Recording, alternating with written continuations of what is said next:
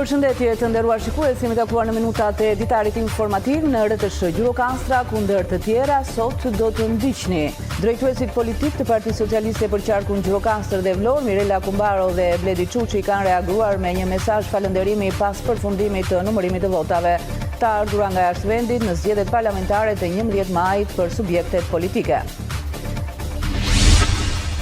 14 studentë spanjoll të fushave teknologji informacioni, financë dhe turizëm prej afro 2 muajsh po zhvillojnë praktikën profesionale në institucione private dhe publike të Gjirokastrës. Për ta, kjo është një mundësi për të përfituar përvojë në profesionet e tyre, por njëkohësisht për të mësuar më shumë rreth qytetit të UNESCO-s e jo vetëm.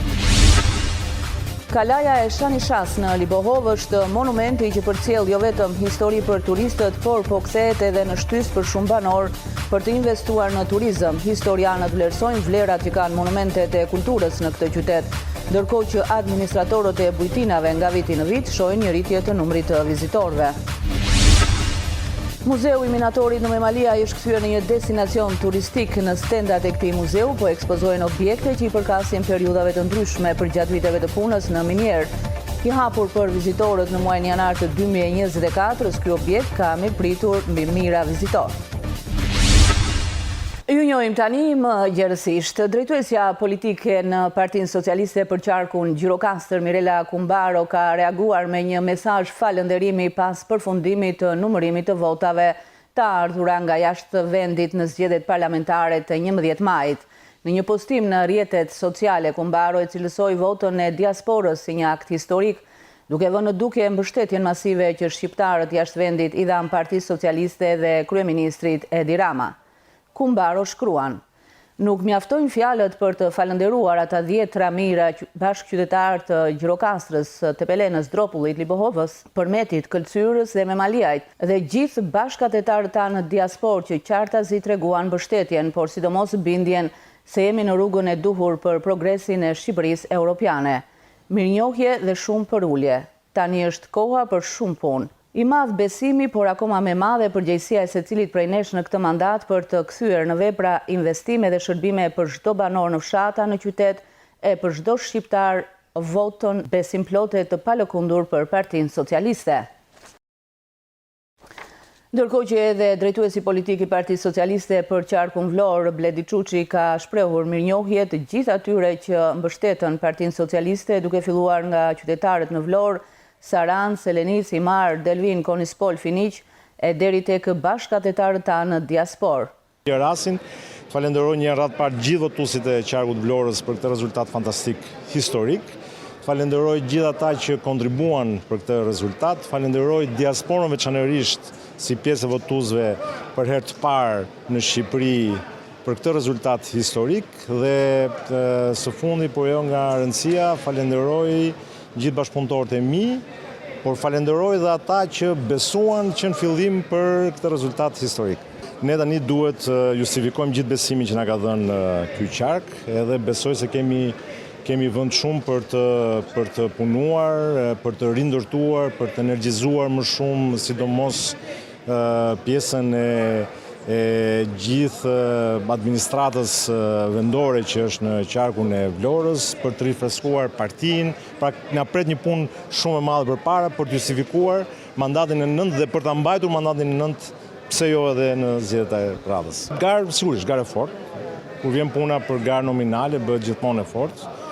Edhe besoj se të gjithë kandidatët kanë treguar një qytetari, edhe besoj unë ka qenë një nga fushatat model, të paktën unë si drejtues politik jam shumë i kënaqur me sjelljen edhe me gjithë mënyrën se si e kanë bërë betejën të gjithë kandidatët, pra duke luftuar për emrin e tyre, por me ato rregullat e përbashkëta që kemi ne brenda Partisë Socialiste. 14 studentë spanjoll të fushave teknologji informacioni, financë dhe turizëm prej afro 2 muajsh po zhvillojnë praktikën profesionale në institucione private dhe publike në Gjirokastër. Për ta, kjo është një mundësi për të përfituar përvojë në profesionet e tyre, por njëkohësisht për të mësuar më shumë rreth qytetit UNESCO-s e jo vetëm. Oscar dhe Yasin janë dy të rinj spanjoll që studiojnë për teknologji, informacioni dhe programi Erasmus Plus u ka dhënë mundësi që praktikën profesionale ta zhvillojnë në qytetin e Gurt. Ata janë vendosur në Institutin e Sigurimeve Shoqërore, ku janë në mbështetje të stafit për zgjidhjen e çdo problematike që mund të haset në sistem dhe aparatura. I'm doing my internship. Studioj për informatikë dhe kam ardhur në Gjirokastër nga programi Erasmus. Jam duke bërë internshipin këtu. Jam duke ndihmuar me problemet e mundshme me driverat, printerat e kompjuterat. Gjithashtu jap ndihmën time dhe me punën ditore duke mësuar si funksionojnë gjërat këtu. Drivers with Qëndrimin disa mujor në Gjirokastër ata e kanë shfrytëzuar edhe për të zbuluar traditat, historinë, kulturën, kulinarinë shqiptare. There's a lot of beautiful things here. Kem pa shumë gjëra interesante këtu, që nga pazari, që është një mrekulli, kalaja që është aq e madhe. Kemi shkuar te liqeni, kemi vizituar edhe qytetet e tjera të Shqipërisë. Madje shoku im ftoi edhe familjen javën e kaluar. Do ta shfrytëzojmë edhe këtë muaj që na ka mbetur për të zbuluar më shumë rreth Shqipërisë, për të ikur me kujtime plot në Spanjë. To the lake. Pas 2 muajsh qëndrimi këtu, ata kanë mësuar edhe disa fjalë shqip. Unë jam Yasin, jam nga Spanja. Miropafshim, mirëmëngjes, kalofsh së bukur. Drejtoresha e Institutit të Sigurimeve Shoqërore, Esmeralda Longo, thot se është kënaqësi të hapin dyert për ta. Shumë e rëndësishme edhe bashkëpunimi ndërinstitucional me Universitetin e Qerem Çabej është një moment shumë i rëndësishëm për të bashkëpunuar dhe për të treguar gjithë suportin që mund t'i japim këtij institucioni shumë të rëndësishëm arsimor në gjugun e Shqipërisë. Dhe si rrjedhoi e kësaj mund të jenë përfitues edhe studentët Gjirokastrit, ashtu sikurse në këmbim të këtij bashkëpunimi ne mirëpresim dhe tregojmë gjithë dashamirësinë tonë për të qenë pranë studentëve të huaj në qytet. Të dy të rinj, të dy studentët janë çdo ditë në institucion, ata janë specialistë IT-e, janë në mbështetje të stafit në problematikat që mund të hasim gjatë sistemit ose për çdo aparatur tjetër që kemi në institucion. Janë përpjekur që të jenë pranë stafit në çdo moment dhe edhe ne pranë tyre në çdo moment që ata kanë nevojë. Aktualisht në Gjirokastër janë 14 studentë spanjoll që janë duke kryer praktikën profesionale në institucione dhe biznese të qytetit të Gurt. 20 maturantët e 2 shkollave të bashkuara në Dropull dëshirojnë të studiojnë në universitetet e vendit tonë, por edhe në Greqi. Si shkolla e Dervicianit, ashtu edhe ajo e Bularatit janë vlerësuar nga Ministria e Arsimit për rezultatet e larta gjatë procesit mësimor. Maturantët e shkollave të bashkuara Dervician dhe Bularat në bashkinë e Dropullit kanë shprehur dëshirë për të vazhduar studimet e larta në universitetet e Tiranës, por kryesisht në ato të Greqisë. Madje, 2 maturantë të shkollës së bashkuar Dervician aspirojnë të studiojnë në Gjermani dhe Holland. Si vjet matura e shkollës tonë ka 11 maturantë, 11 nxënës, të cilët përpiqen çdo ditë për të arritur rezultate për të studiuar në universitetet në Tiranë, në Greqi, por kemi dhe kemi dhe nxënës që kërkojnë të studiojnë në Evropë, Gjermani, Holland. Ecuria e tyre është goxha e mirë, në teste paraprake që kemi bërë të provimeve të maturës shtetërore kanë rezultuar me nota të mira dhe nota sipas edhe notat vjetore lëndore sipas kërkesave që kanë, por janë nxënës të vullnetshëm, nxënës që kanë kërkesa. Pothuajse e njëjta situatë paraqitet edhe në shkollën e bashkuar të Buleratit. Klasa e 12 në shkollën tonë si vjet ka 9 nxënës, nga të cilët gjysmat prej tyre do të vazhdojnë studimet në Greqi dhe gjysma tjetër në Shqipëri. Deri tani kanë shprehur dëshirën edhe për mjekësi, edhe për infermieri, edhe për shkencat të tjera sociale. Për të universitetet shqiptare ku kanë dëshirë të studiojnë? Më tepër në Tiranë. Të dyja institucionet arsimore në Dropull janë vlerësuar nga Ministria e Arsimit për rezultate të larta gjatë procesit mësimor.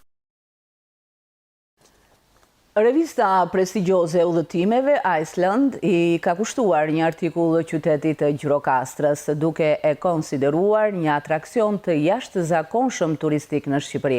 Kryeministri Edi Rama shprehet në një postim në rrjetet sociale se Gjirokastra nuk është vetëm një atrakcion në listën e siteve turistike shqiptare, por është destinacioni në fokus të udhëtimeve unike. Një udhëtim që t'i jep ndjesin si kur po ecën mbi historinë brenda kaldrëmeve dhe ndërtesave të gurta, ku gëlon një jetë plot gjallëri me skulpturës, aktiviteteve artistike, zejeve, kulinarisë i arzakonshme, i pagëzuar si qyteti i gurtë charmant, si shkruan revista e njohur e udhëtimeve Iceland, thot Rama, duke ju referuar artikullit të revistës prestigjioze të udhëtimeve. Promovimi që mediat e huaja bëjnë për Shqipërinë dhe veçanërisht Gjirokastrën po sjell çdo ditë grupe të organizuara me vizitor nga shtete të ndryshme të botës, por edhe diaspora në qytetin e gurtë.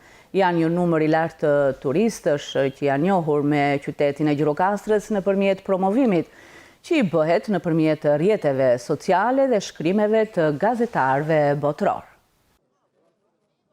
Gjirokastra, qyteti i gurtë në mbrojtjen e UNESCO-s, nuk gjen qetësi në këtë fillim sezonit turistik. Grupe të shumta turistësh e kanë zgjedhur si destinacionin e tyre kryesor për ta vizituar dhe qëndruar. Ata vinë kryesisht të organizuar me anë të agjencive turistike. Gjirokastër Quhem Byshek, vi nga Polonia. Ne kemi ardhur në Shqipëri prej disa vitesh. Jemi një grup miq.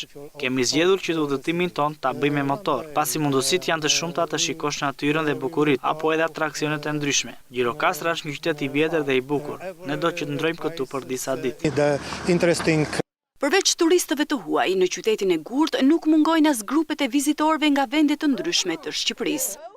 Kemi ardhur të organizuar për të vizituar këtë qytet historik dhe në veçanti Kalan. Është një qytet i vjetër që mbart në vetvete një histori shumë të madhe pa diskutim dhe është një vlerë e madhe për Shqipërinë, kështu që nuk mund të lihet pa u vizituar. Jemi thjesht një ekskursion, si çdo ekskursion tjetër që organizohet me shkollat. Vizituam pjesën e pazarit që ishte shumë i bukur, siç dihet. Tani do futemi brenda në Kala. Kalaja e Argjiros, muzet dhe pazari karakteristik janë ndër atraksionet më të vizituara në këtë qytet. Çdo cep i Gjirokastrës mbart histori dhe kulturë, duke bërë një destinacion të preferuar për vizitorët.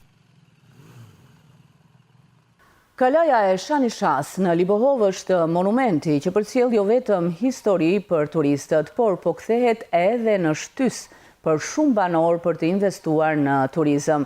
Historianët vlerësojnë vlerat që kanë monumentet e kulturës në këtë qytet, ndërkohë që administratorët e bujtinave nga viti në vit shohin një rritje të numrit të vizitorëve.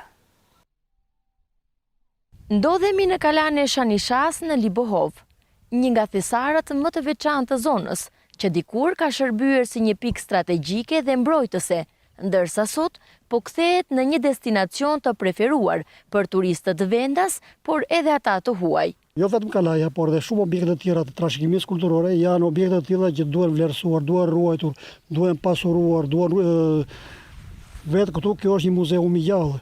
Pra ajo është ndërtuar prej vitit 1706 deri në vitin 1798. Është një kala që është ndërtuar mbi rënojat e një kalaje të vjetër, koha e së cilës akoma nuk është zbuluar. Vetë pozicioni që ka kjo kala ka një pozicion dominant sepse është ndërtuar mbi një kodër shkëmbore e cila dominon gjithë vendin, sepse dhe qëllimi i kalave ky ishte që kalat kontrollonin territorin nga vinin ushtritë e të tjera për të mbrojtur. Sot përveç vlerës historike, Kalaja e Shanishas ka fituar një tjetër jetë, atë të mikpritjes. Pranë saj dy familje Libovite, Hide dhe Tosuni kanë hapur një bujtin dhe ofrojnë akomodim, ushqim tradicional dhe një përvojë autentike për vizitorët. Duke parë numrin e shumë të turistave që vizitonin Kalan e Libohovës, dhe ne menduam të krijonim një ambient duke përshtatur shtëpinë tonë në një ambient për të pritur turistat, për t'i akomoduar në ambientet që ne kemi krijuar dhe për t'i ofruar ushqimin tradicional që neve kemi të zonës tonë. Deri këtë momente që po flasim tani, reagimi ka qenë i mirë i gjithë njerëzve që kanë vizituar Kalan, po njëkohësisht dhe ambientet tona. Kanë ikur të kënaqur nga shërbimi, nga ushqimi dhe nga gjithë pamja që neve ofrojmë këtu në bujtinën tonë. Shumë të kanë qenë ata që vizitojnë Kalan, dhe një pjesë e mirë e tyre kthehen dhe tek bujtinat tonë për të marrë shërbimin që neve ofrojmë. Kalaja e Shanishas është shembulli se si një trashëgimi e lashtë mund të bëhet një mundësi për zhvillim të qëndrueshëm. Mjafton vullneti, dashuria për vendin dhe pak mbështetje. Muzeu i Minatorit në Memaliaj është kthyer në një destinacion turistik. Në stendat e këtij muzeu po ekspozohen objekte që i përkasin periudhave të ndryshme përgjatë viteve të punës në minier.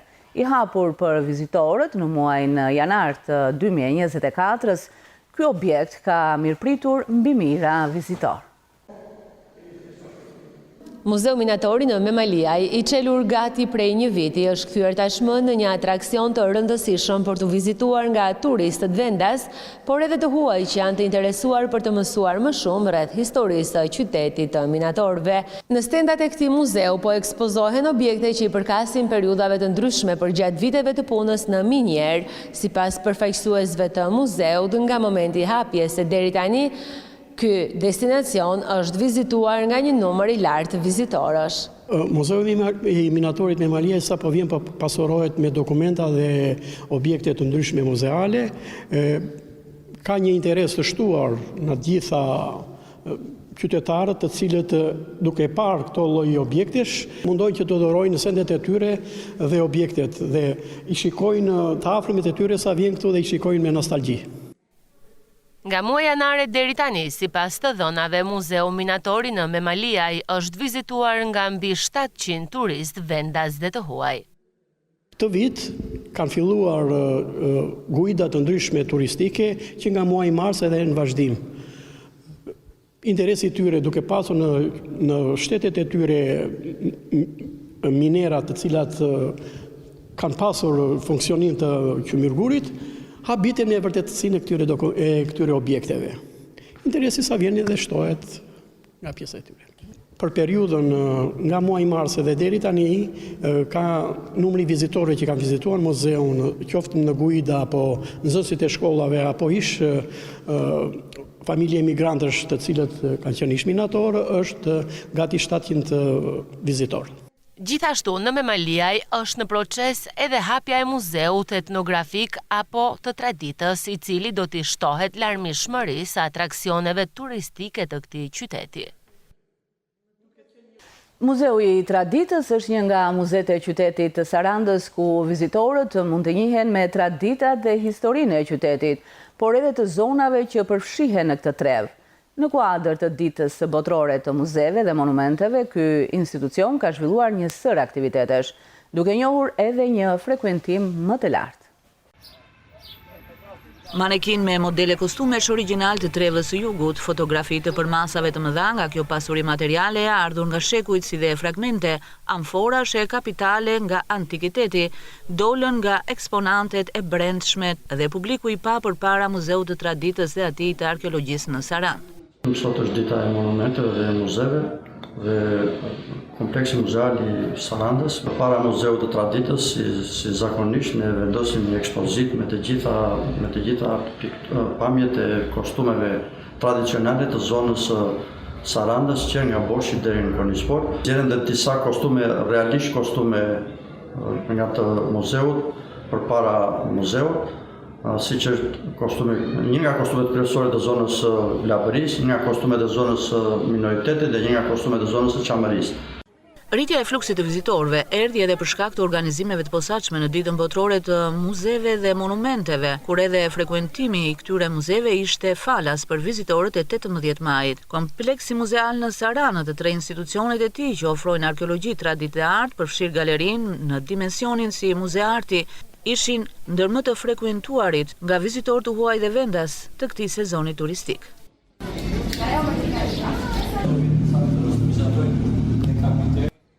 Pjesë e organizimeve për 18 majin e sivjetshëm ishte edhe përfshirja e nxënësve nga disa shkolla nëntëvjeçare të qytetit, pasionant pas pikturës. Unë sot jam duke vizatuar një veshje popullore të vogël. Unë jam Gresi, jam në shkolla Dea, jam në klasë 3 dhe kam vizatuar një veshje popullore. Jam këtu në të monumenteve në muze për të vizatuar një kostum tradicional të Bregdetit. Ekspozimi pasurisë etnografike dhe arkeologjike në mjediset jashtme të kompleksit muzeal të Sarandës tërhoqi vëmendjen dhe interesin e mjaft vizitorëve të qytetit bregdetar në një ditë diellore, si ajo e 18 majit e shënuar edhe si dita e monumenteve dhe muzeve. Përfunduam këtu të nderuar shikues, ishte gjithçka e përgatitur për këtë ditar informativ në RTS Gjirokastra. Ndahemi bashkë, miru takofshim.